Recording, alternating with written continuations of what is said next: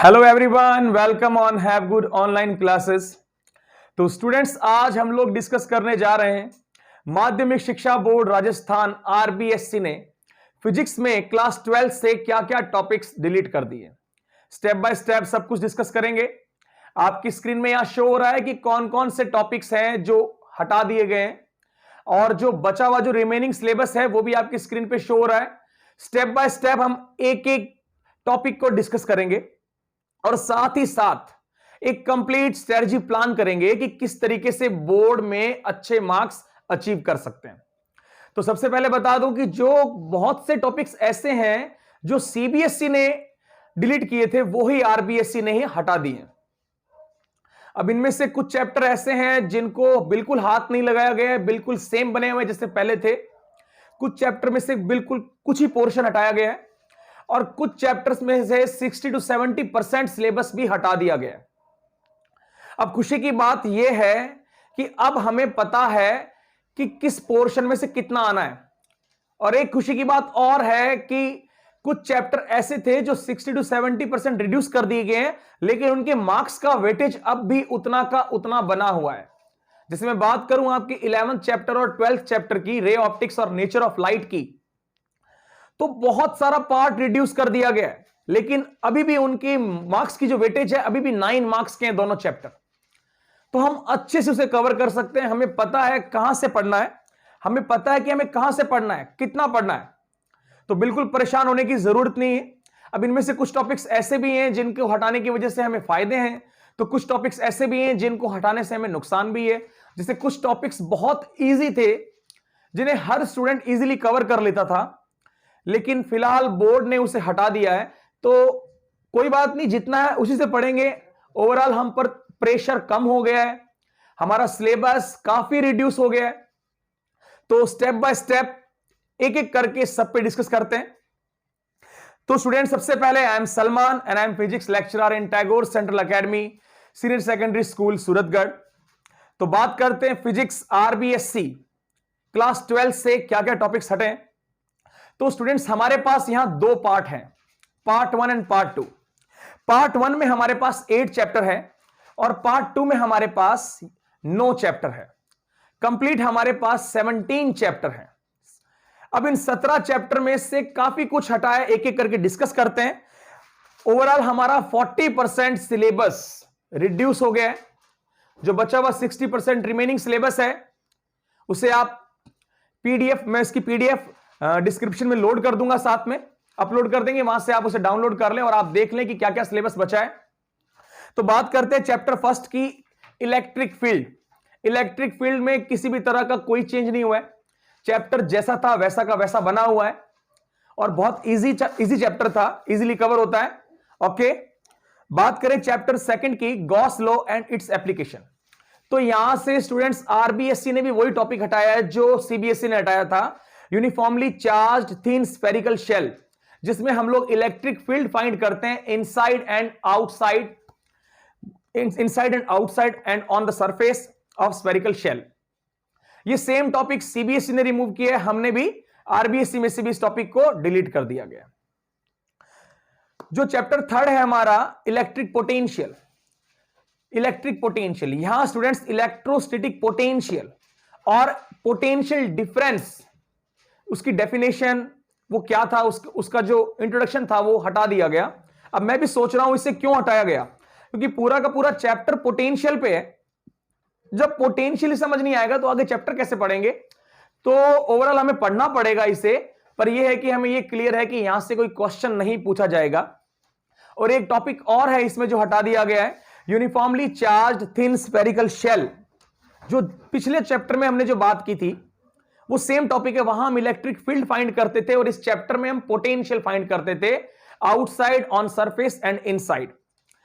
खोखले गोले की वजह से विद्युत विभव और खोखले गोले की वजह से इलेक्ट्रिक फील्ड चैप्टर सेकंड से, और खोखले गोले की वजह से विद्युत विभव चैप्टर थर्ड से, ये हटा दिए गए। हम बात करते हैं अगला चैप्टर हमारा, इलेक्ट्रिकल कैपेसिटेंस। यहां से स्टूडेंट्स हटा दिया गया है capacitance of A parallel plate capacitor filled with different materials of different thickness. ये टॉपिक रिमूव कर दिया गया। चैप्टर 5 की बात करते हैं। चैप्टर 5 में बहुत सारा पोर्शन हटाया गया है। अब इनमें से कुछ टॉपिक ऐसे हैं जो हमें आने चाहिए, हटा जरूर दिए गए लेकिन हमें आने चाहिए। हमें ये पता है क्वेश्चन यहां से नहीं बनेगा, लेकिन हमें इसका नॉलेज जरूरी है, क्योंकि कुछ टॉपिक्स ऐसे जैसे ओम्स लॉ है, वो हमें हर जगह जरूरत पड़ती है, अगले चैप्टर में भी जरूरत पड़ती है। तो अब इसमें से क्या क्या टॉपिक हटाए गए हम बात करते हैं। Electric current. इलेक्ट्रिक करंट क्या है, अब बच्चे को पता नहीं चलेगी भाई क्या है, तो इसका मतलब यह है कि हमें पढ़ना तो पड़ेगा, बस क्वेश्चन यहां से नहीं बनेगा। ओम्स लॉ, ओम्स लॉ को हटा दिया गया, क्लास 10th में आप लोग पढ़ चुके हो। इलेक्ट्रिकल रेजिस्टेंस, रेजिस्टेंस के बारे में बात अब नहीं करेंगे। Resistivity and effect of temperature, अब बात करें अगर रेजिस्टेंस की तो पता तो होना ही चाहिए ना रेजिस्टेंस क्या है, बस क्वेश्चन यहां से नहीं बनेगा।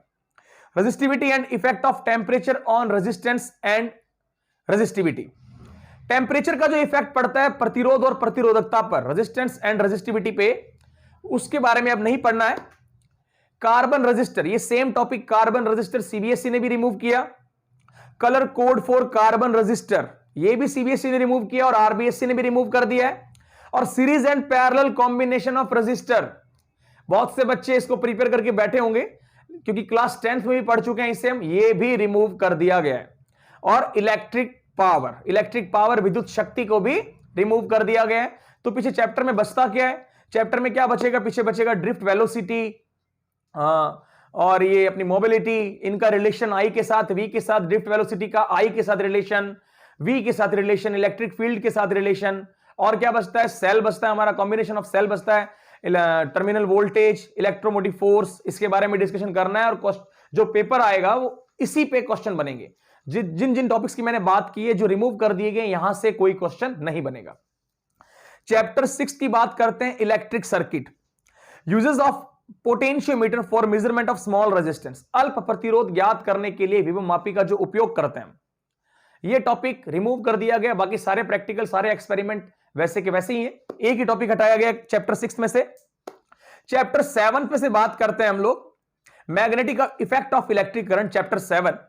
इसमें से direction of magnetic field remove कर दिया गया।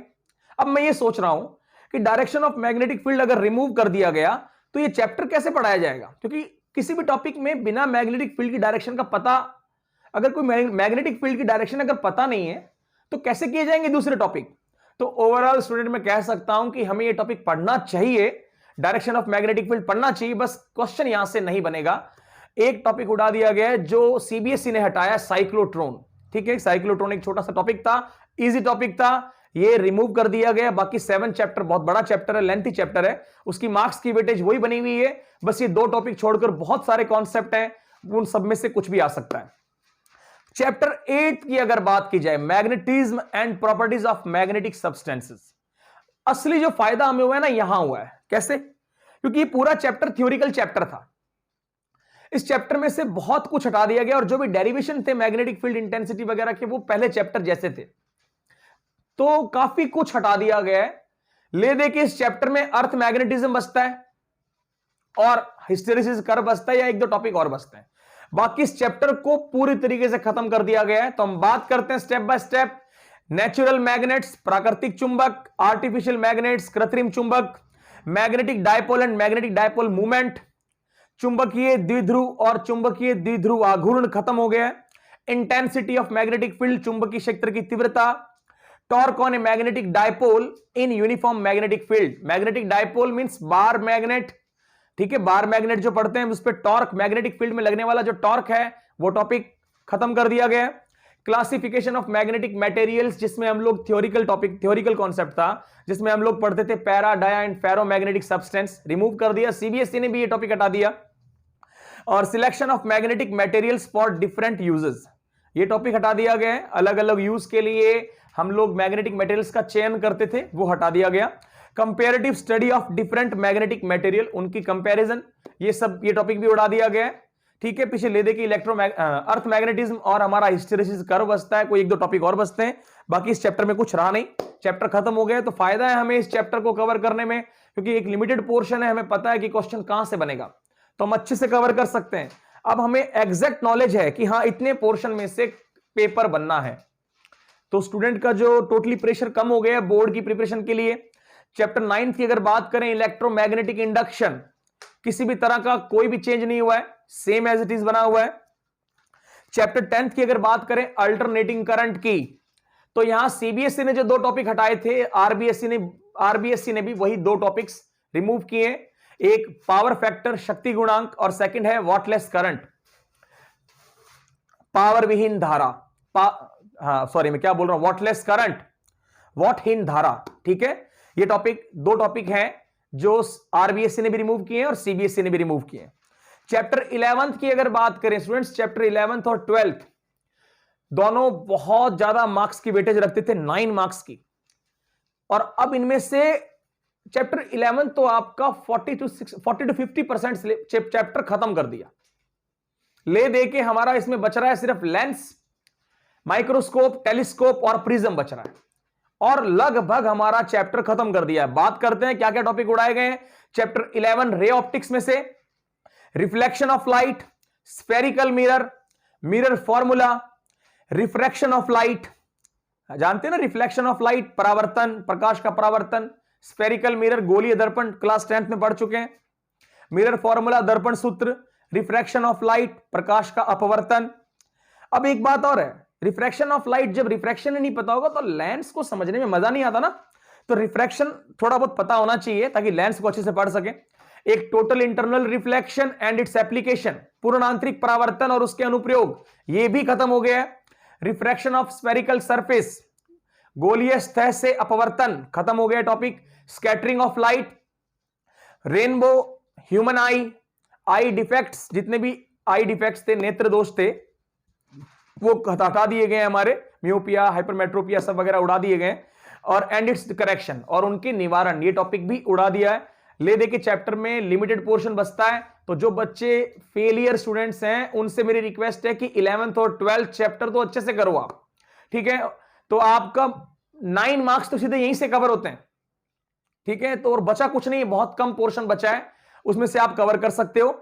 अगर हम बात करें चैप्टर 12th की नेचर ऑफ लाइट में से, नेचर ऑफ लाइट में से जो पोलराइजेशन वाला जितने भी टॉपिक्स थे पोलराइजेशन से जुड़े हुए, पूरा पार्ट खत्म कर दिया है। डिफ्रैक्शन के बाद जहां से पोलराइजेशन स्टार्ट होता है हमारा, उसके बाद कुछ नहीं पढ़ना, पोलराइजेशन खत्म हो गया completely.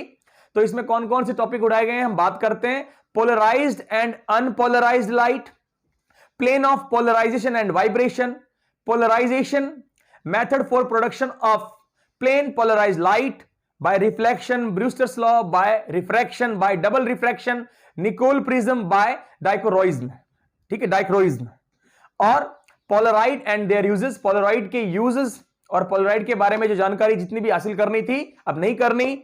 Detection of polarised and unpolarised light, Malus law, इतने टॉपिक हमारे चैप्टर 12 में से उड़ा दिए गए। अगर हम देखें तो ऑप्टिक्स को काफी रिड्यूस किया गया है।